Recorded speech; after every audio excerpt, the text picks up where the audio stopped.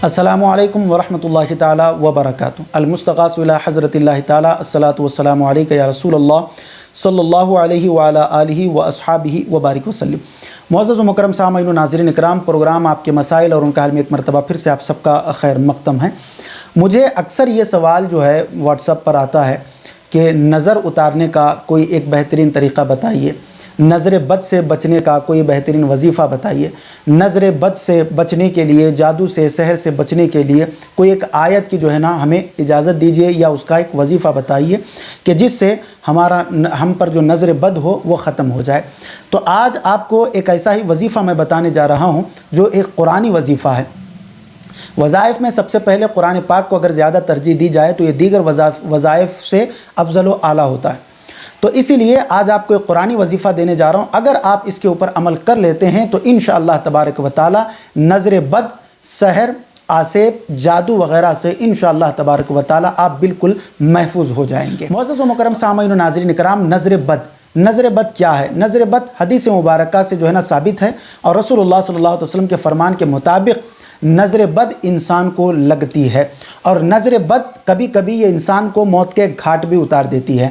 जो लोग नज़र बद का शिकार रहते हैं, आप उन्हें अक्सर देखें, वो हमेशा जो है मायूस रहा करते हैं, वो हमेशा अंदरूनी बीमारियों से दो चार रहा करते हैं।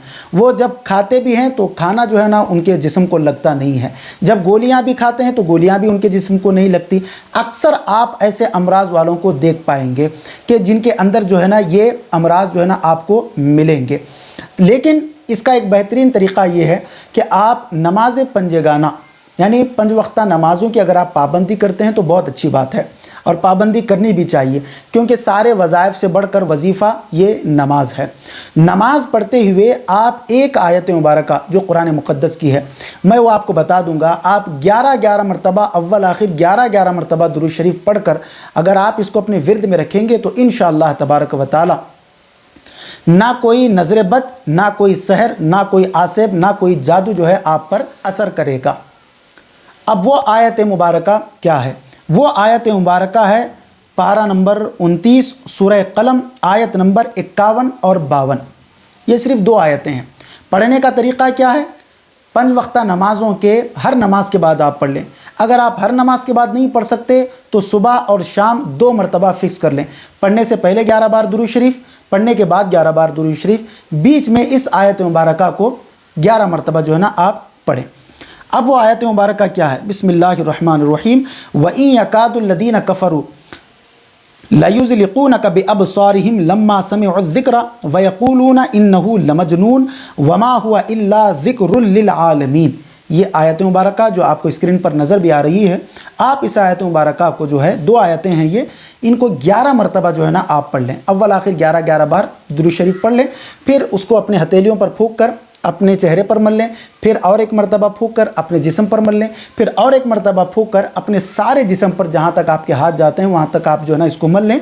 फिर अगर पानी पर भी जो है ना आप दम करके आप पी सकते हैं, या किसी बच्चे को जो ज़्यादा ज़िद कर रहा है, जो नज़र बद का शिकार है, आप उसको वो पानी पिला भी सकते हैं और उसके ऊपर दम भी कर सकते हैं। हज़रत ख्वाजा हसन बसरी अलैहिर्रहमान ने फरमाया कि नज़र बद के लिए ये बेहद मुफीद है, नज़र बद के लिए ये बेहद मुफीद और कारआमद है और बिल्कुल नज़र आएंगे। वल्लाहु आलम व रसूलुहु आलम। अस्सलामु अलैकुम व रहमतुल्लाहि व बरकातुहू। मज़ीद ऐसे ही वीडियोस देखने के लिए वीडियो को अभी लाइक और हमारे यूट्यूब चैनल सैयद साजिद पाशा क़ादरी को ज़रूर सब्सक्राइब कर लें और बेल आइकॉन ज़रूर प्रेस करें ताकि हर नई आने वाली वीडियो